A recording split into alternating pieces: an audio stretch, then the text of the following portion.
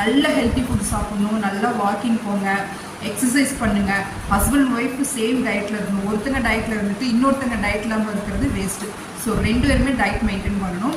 அவங்க எந்த டைம் வந்து ஸ்கேனிங் வர சொல்கிறோமோ அந்த டைம் போங்க. டீட்டெயில்டாக உங்களுக்கு ஃபாலிக்கல் ஸ்டடி பற்றி சொல்லுவாங்க.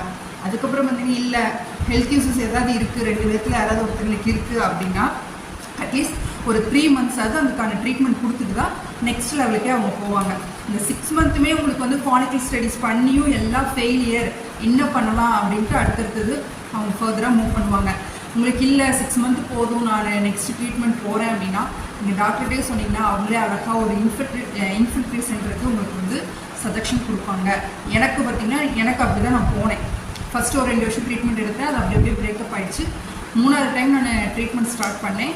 ஃபாலிக்கல் ஸ்டடிஸ் எல்லாமே எனக்கு ஃபெயிலியர். ஸோ அவங்க எனக்கு கொடுத்த ஐடியா வந்து பார்த்திங்கன்னா ஒரு நல்ல ஒரு ஃபெர்டிலிட்டி சென்டர் வந்து எனக்கு சொன்னாங்க.